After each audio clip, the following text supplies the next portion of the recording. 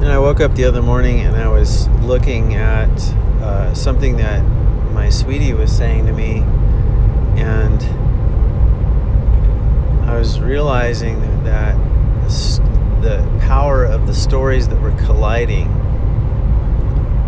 and not that there was even a confrontation at all or that there was any argument of any kind, but two different stories coming at each other.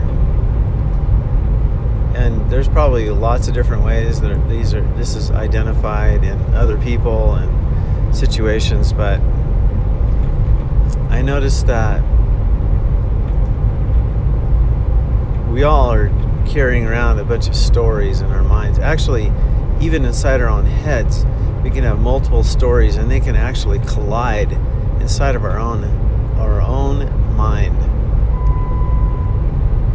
So it's interesting to watch as all these stories are colliding and people are interacting with each other. But what I think is the most interesting part is that we can actually get wrapped up into the idea that story is reality, or that it is even our reality. The whole time, our actual reality is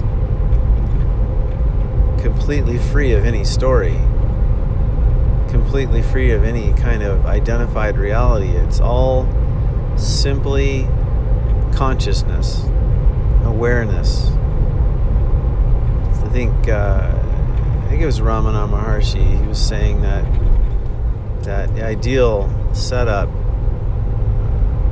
of experiencing life is to be free of thought and exist as pure consciousness. And that is exactly what my experience has been with my being able to identify the difference between story, thought, ego, and all that kind of good stuff, and the being within. This being that is actually within all of this, that is our experience, is actually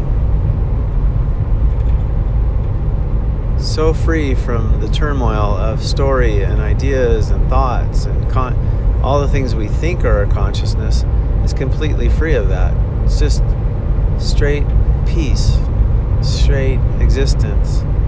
And identifying that gives peace, because then you can start to disassociate yourself from the story. You can say, okay, I'm not that. And by saying I'm not that, then you can withdraw at will your emotions. Notice I say at will because our emotions and our mind are all in play with the story. By disconnecting that from who we think we actually are, we become completely free of this story that's playing. We can step aside and actually watch it happen. And some people call that the witness. But the witness can't have a story playing. Or it's not the witness anymore, it's still the story. So check that out. If you're listening to this and it makes sense, try just being the being without a story and see what happens to your peace.